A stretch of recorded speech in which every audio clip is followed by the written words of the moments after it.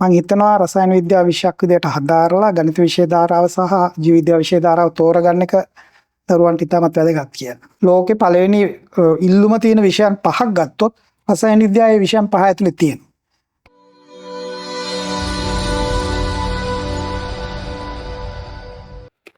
පන්නිපිටිය සේපල අධ්‍යාපන ආයතනය සමග උසස් පෙළ හදාරන්න ඔබ යොමු වෙන්න බලාපොරොත්තු ඉන්නවා නම් උසස් පෙළ විශේෂයෙන්ම ගණිතාංශයෙන් එහෙම නැත්නම් ජීව විද්‍යාංශයෙන් හදාරන්න බලාපොරොත්තුවක් තියෙනවා නම් සහ මේ වන විටත් ඔබ හැදෑරීම් කටයුතු කරනවා නම් රසායන විද්‍යාව කියලා කියන්නේ ඒ විෂය ශ්‍රේෂ්ඨ දෙකටම අවශ්‍ය කරන ප්‍රධාන විෂයක්. ඉතින් මේ රසායන විද්‍යාව විෂයට ගුරුවරයෙක් ඔබට ඉන්නවා සේපල විද්‍යායතනයේ. ඉතින් ඔහු තමයි ජගත් රත්නායක මහත්මයා. ආයුබෝවන්. ඉතින් ජගත් සර් ගැන කියනවා නම් සර් මම හිතන්නේ ලංකාවේ ඉතාමත්ම ජනප්‍රිය පාසල් කීපයකම ඉගැන්වීම් කටයුතු කරපු සහ කරන ගුරුවරයෙක්. ඉතින් ඒ අත්දැකීමත් සමග වසර ගණනක ගුරු වෘත්ති අත්දැකීම් සමග සහ හොඳ ප්‍රතිඵල ලබා දුන්නු දරුදරියන් විශාල ප්‍රමාණයකට ගුරුහරුකම් දුන්න ගුරුවරයෙක් විදිහට රසායන විද්‍යාව විෂය කියන විෂයෙහි අපි වැදගත්කම ගැන කතා කරලම කතා බහ පටන් ගමු. රසායන විද්‍යාව විෂය හදාරන දරුවෙක්ට ජීවිතයට ලැබෙන ඒ වටිනාකම මොන වගේද? ඇත්තටම කියන්න ඕන රසායන විද්‍යාව විෂය හදාරන්න වෙන්නේ උසස් පෙළට ගණිතාංශයෙන් හෝ ජීව විද්‍යාංශයෙන් හදාරන දරුවන්ට. ඉතින් ගණිතාංශය හෝ ජීව විද්‍යාංශය හදාරන දරුවන්ට රසායන විද්‍යාව විෂයක් විතර හදාරගෙන යනකොට විශේෂයෙන් අවස්ථා ගොඩක් තියෙනවා මේ විෂයත් එක්ක ඉදිරියට යන්න. විශේෂයෙන් කියන්න ඕන ලංකාවේ ගත්තොත් එහෙම රාජ්‍ය විශ්වවිද්‍යාලවලට දරුවන් ඇතුළත් කරනකොට වැඩිම ශිෂ්‍ය ප්‍රතිශතයක් ඇතුළත් වෙන්නේ ගණිත විෂය ධාරාවෙන් සහ ජීව විද්‍යා විෂය ධාරාවෙන්. ඒ නිසා මම හිතන්නේ දරුවන්ට හරි වැදගත් ගණිත විෂය ධාරාව හෝ එහෙමත් නැත්නම් ජීව විද්‍යා විෂය ධාරාව තෝරගන්න එක. ඒ යටතේ ගණිත විෂය ධාරාව හෝ ජීව විද්‍යා විෂය ධාරාව තෝරගත්ත දරුවන් රසායන විද්‍යාව විෂයක් විදිහට හදාරන්න වෙනවා. ඉතින් ගොඩක් දෙනෙක්ගේ මතයක් තියෙනවා ගණිත විෂය ධාරාව එහෙමත් නැත්නම් ජීව විද්‍යා විෂය ධාරාව අමාරුයි කියලා සංකල්පයක් ගොඩක් දෙනෙක්ගේ ඔළුවේ ගොඩ නැහිලා තියෙනවා. නමුත් මගේ නම් අදහස ඒක විෂයන් කොහොමදත් අමාරුයි. නමුත් විශ්වවිද්‍යාලයකට යන්න තියෙන අවස්ථා ගත්තොත් එහෙම වැඩි අවස්ථාවක් තියෙන්නේ ගණිත විෂය ධාරාව හැදෑරුවොත් සහ ජීව විද්‍යා විෂය ධාරාව හැදෑරුවොත්. ඒ නිසා මම හිතනවා රසායන විද්‍යාව විෂයක් විදිහට හදාරලා ගණිත විෂය ධාරාව සහ ජීව විද්‍යා විෂය ධාරාව තෝරගන්න එක දරුවන්ට ඉතාමත් වැදගත් කියලා. හරි.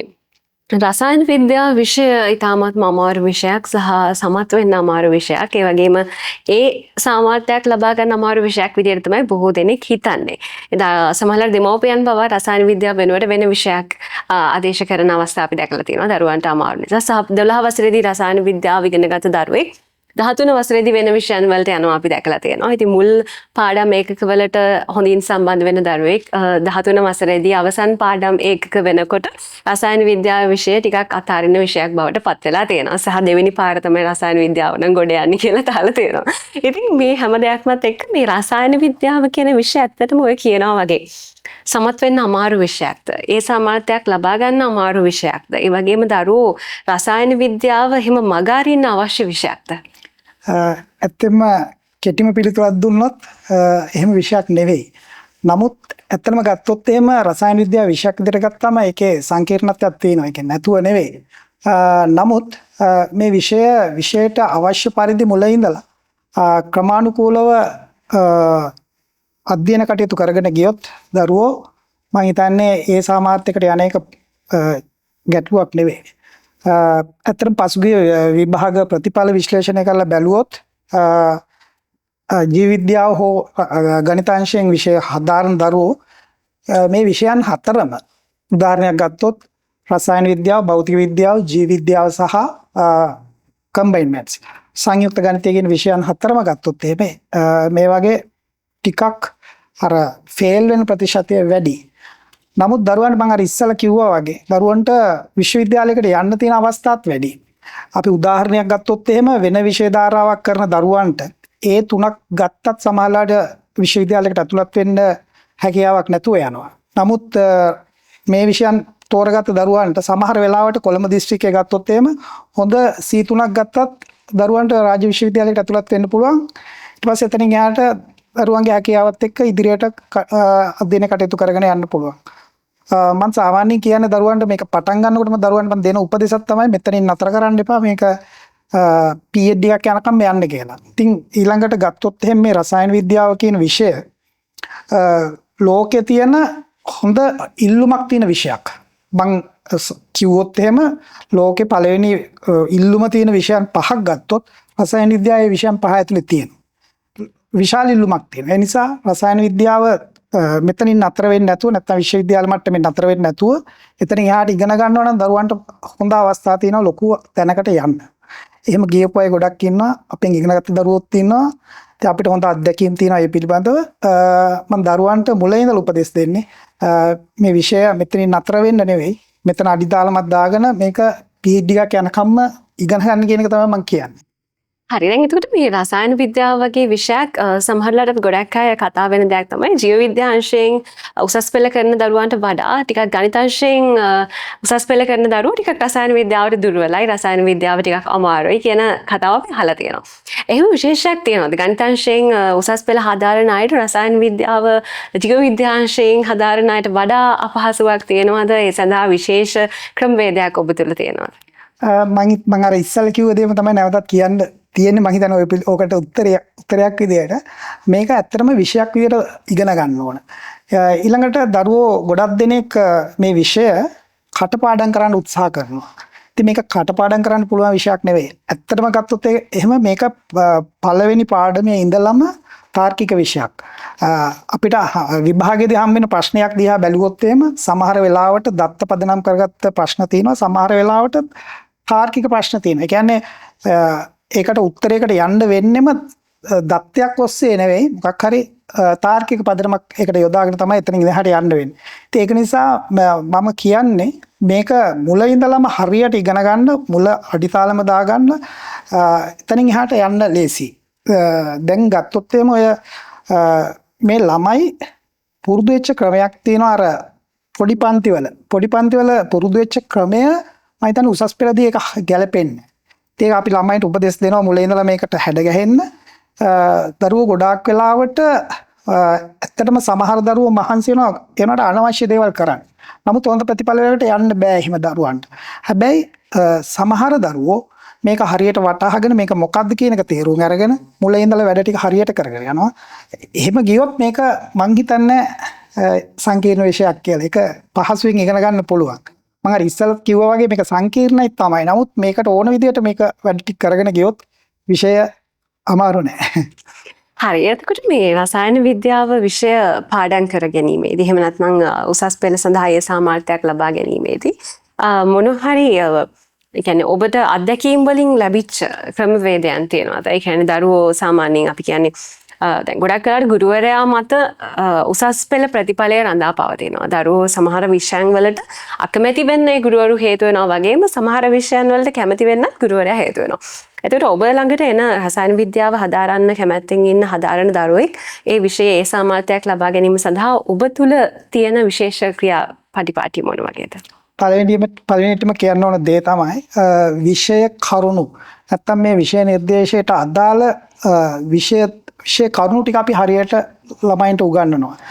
ඉතින් ඒක තමයි මූලිකම දේ. ඊළඟට ළමයින්ට සමහර ළමයි හරිය කැමති මේ කෙටි ක්‍රම නැත්තම් කෙටියෙන් මේක කරගන්න. නැත්තම් කෙටියෙන් ඒ එකක් ගන්න. හැබැයි කෙටියෙන් ඒ එකක් ගන්න හරි පහසු නෑ. අපි කරන තියරි ටික නිවැරදිව අවබෝධ කරගෙන දරුවෝ තුල තියෙන්න ඕන මේක ලොකු කැපවීමක්. ඒ වුණොත් දරුවන්ට ඒකට යන්න පුළුවන්. මම අර ඉස්සෙල්ලා කිව්වා වගේ දරුවෝ උත්සාහ කරන්න ඕන හැම වෙලේම ඒකට යන්න. නමුත් දරුවන්ට ඒකට ගියේ නැතත් අපි හැම වෙලේම කියනවා දරුවන්ට ඉංජිනේර කෙනෙක් වෙන්න, දොස්තර කෙනෙක් වෙන්න කියලා. නමුත් ඕක හැම දිනෙකටම කරන්න පුළුවන් දෙයක් නෙවෙයි. නමුත් දරුවෝ අපි හිතමුකෝ මේ ළමයි ඒ තුනක් ගන්න බැරි වුණත් දරුවන්ට ඊට පහළ මට්ටමේ ප්‍රතිඵලයක් ගත්තත් යන්න අවස්ථාව ඕන තරම් තියෙනවා.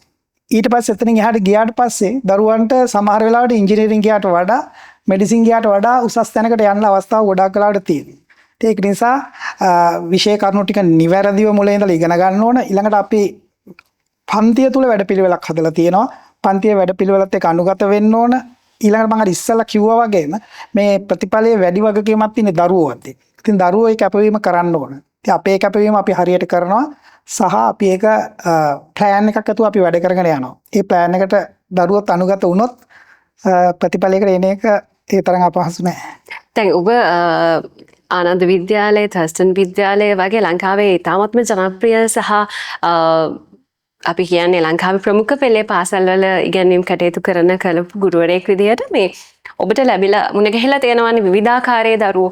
ඒ සමහර දරුවන් ග්‍රහණය කරගන්න විදිය වෙනස්, සමහරු වැඩිපුර පාඩම් කරනවා, සමහරු අඩුවෙන් පාඩම් කරලා වැඩිපුර දේවල් ග්‍රහණය කරගෙන විභාග වලට මුහුණ දෙනවා. සමහරු අපි දකිනවා විෂයේදී ඉතාමත්ම දක්ෂ දරුවෝ විභාගයකදී විභාග ප්‍රශ්න වලට මුහුණ දීමේදී ප්‍රශ්න තියෙනවා.